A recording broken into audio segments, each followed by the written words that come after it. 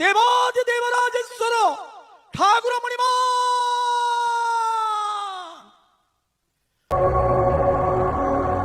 जय जगन्नाथ जय जगन्नाथ। आमे आमे समस्ते अनुभूति आनीचु जे महाप्रभुंकर दिनचर्या प्रथमे मंगल आरती हुए नीति ना प्रथमे द्वारपीठा महाप्रभु पूर्वरात्र शयन करिथिबे पहुड़ जाइथिबे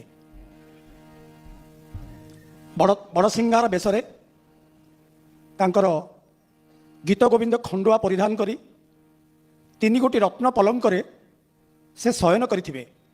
शयन करिबा परे सबु द्वार बंद थिबो। सिंहद्वार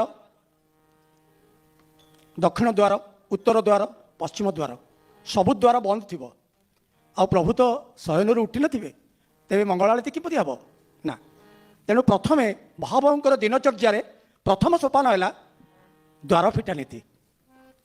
यह एक अलौकिक यही द्वारपीठा नीति प्राय तो जानी ना केतक महाप्रभु ये मो सम्मुखें अच्छा तेणु मु महाप्रभु उद्देश्य द्वारपीठा नीति आपण पाखे व्याख्या करुच्ची। प्रथमे आमर भितरच महापात्रे प्रथम सेवक से जो आसवे सिंहद्वार तांको आसीबा परे खोला जाई थाए।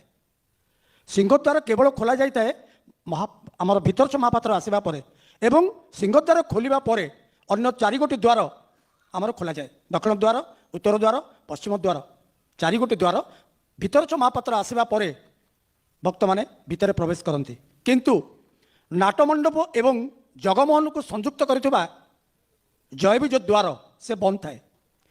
सेठी आमर 5 जन सेवकों उपस्थिति निश्चित यथा भितरच महापात्रे पालिया मेकाप बड़द्वार प्रतिहारी अखंड मेकाप पालिया मुदुली ये 5 जन सेवक जेपर्यंत उपस्थित होई नथिबे सेतबेले जाय आमे जयविज द्वार खोली पारिबु नाही।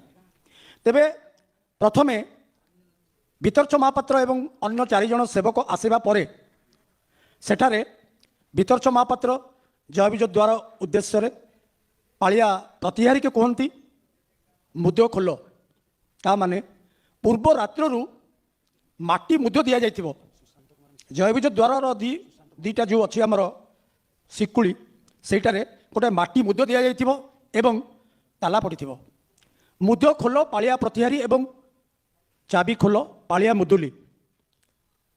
तापरे आमे तांकर निर्देश पाइबा परे पूर्व रात्र जो थिबो मुद ताकू परखिकी ठीक अच्छी कि नहीं ताकू परखिकी आमे मुद खोलू पालिया मुदुली चाबी खोलिबे। तापर आमे केलिनी खोलिकी गोटे द्वार केवल महाप्रभुंकर जयविज द्वार डाहाण पट द्वारटा केवल खोलिकी भीतर को प्रवेश करूँ 5 जन जाक। तापर पुणी मंदिर द्वार देदेबू से भितर लाइट नथिबो संपूर्ण अंधकार। से अंधार भितर आजिर दुनिया भी आजिर समय भी से समय अंधार थाए वर्तमान भी अंधार अच्छे से अखंड मेकअप आमको दब गोटे दीप सेठी आमे सेटा को धरिकी भीतर शोध करूँ काले जगमोहन भितर कौन कौटी कौन पड़ी कौन ना ताको आमे शोध करूँ। शोध करने पर भितरच महापात्र एवं मेकअप एवं अन्यान्य सेवकों को जो 5 जन सेवक आमको पुनः जयविज द्वार पाखु कलाहाट द्वार पर्यंत जीवु। कलाहाट द्वार जोटा आपण मैंने जानी जोटा कि भितर गंभीरार उपर द्वार टाक कहती कलाहाट द्वार जहाँकि बर्तमान भी सेटा बंद थी से जाए बंद थी जमती जयविज द्वार खोला पूर्वर भितरच महापात्र निर्देश देता मुद खोल पालिया प्रतिहारी एवं चाबी खोल पालिया मुदुली सेहीपरि आमर सेहीपरि कहे आमे मुद खोलू एवं पालिया मुदुली चाबी खोल अल्प द्वार मेला रखी टिके जस्ट मेला हम मेला होला परे जो पूर्व रात्रु 3 गोटी रत्न पलंक जो महाप्रभु निद्रा जाइथिबे शयन करिथिबे तांको आमे उठेबू उभा करूँ रत्न सिंहासन उपरे।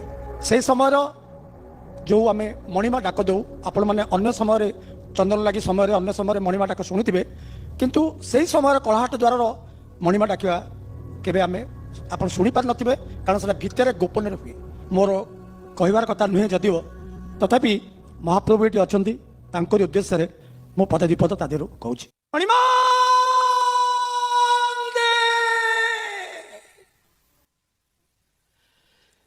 ମଣିମାଦେବଙ୍କ ଉପରେ ଦେବାଦି ଦେବରାଜେଶ୍ୱର ଠାକୁର ମଣିମା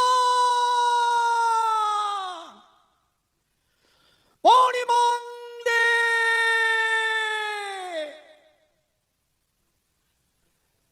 ମଣିମାନ୍ ରାଜାଙ୍କ ଉପରେ ରାଜାଧିରାଜ ରାଜେଶ୍ୱର ଠାକୁର ମଣିମା